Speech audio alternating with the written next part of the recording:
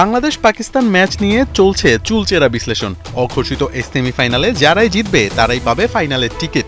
তবে এমন ম্যাচের আগে ঠিক কতটা স্বস্তিতে টাইগাররা, সুনির্দিষ্ট করে বললে বাংলাদেশের মিডল অর্ডার এবং ফিনিশাররা। এক ম্যাচ ভালো খেললে 3 ম্যাচ খারাপ খেলতে হবে, এটা যেন এখন টাইগার ক্রিকেটের রীতি। আবার অন্যদিকে বুক ভরা আশা দেখিয়ে নিরাশ করাটাও হ্যাবিচুয়াল ফ্যাক্টে পরিণত হয়েছে। জাকের শামীম যেন তার জলজান্ত উদাহরণ। শ্রীলঙ্কার বিপক্ষে সুপার 4-এর ম্যাচটা একটু ফ্ল্যাশব্যাক করা যাক। জাকের 4 মারলেন, দলের জিততে প্রয়োজন 1 রান। ঠিক তখন বাজে শট খেলে বোল্ট। পরিস্থিতি এমন পর্যায়ে চলে যায় মনে হচ্ছিল ওই 1 রানে আবার না হেরে বসে। কিন্তু এমনটা তো হবার কথা নয়। পরীক্ষিত ব্যাটার জাকেরের এমন খামখেয়ালি কি আদৌ মেনে নেওয়া যায়? ভারত ম্যাচে শামীমের কাণ্ড আরও ভয়াবহ। দলে যখন একটা পার্টনারশিপ দরকার, সাইফের যখন একটু সাপোর্ট দরকার, তখন কিনা লেগ সাইডের বল কি বুঝে স্টাম্প ছেড়ে খেললেন শামীম, তা হয়তো তিনি নিজেই জানেন।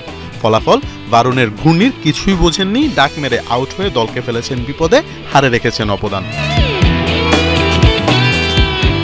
টাইগারদের ফিনিশিংয়ের ভরসা ধরা হয় জাকের আলী অনিক এবং শামীম পাটোয়ারিকে।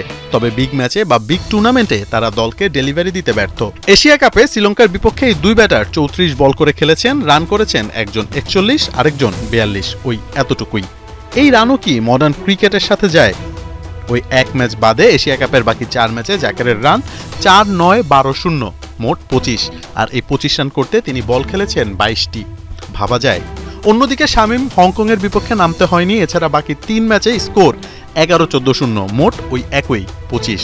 আর এই রান করতে শামীমের লেগেছে 26 বল। এই হলো টাইগার ফিনিশারদের অবস্থা। পাকিস্তানের বিপক্ষে বিগ ম্যাচের আগে দলের ফিনিশারদের যদি হয় এই হাল, তবে আদৌ কি ফাইনালের স্বপ্ন রূপ নেবে বাস্তবে? দিনকে দিন ব্যর্থ হবার পরেও মুখে একটাই কথা, আমরা এসেছি এশিয়া কাপের চ্যাম্পিয়ন হতে।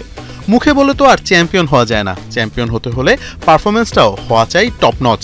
এখন পাকিস্তানের বিপক্ষে অঘোষিত সেমিফাইনালের বিগ ম্যাচে এই 2 ফিনিশারের ব্যাট আদৌ হাসবে নাকি, তাই দেখার বিষয়। মোহাম্মদ আদনান, 71।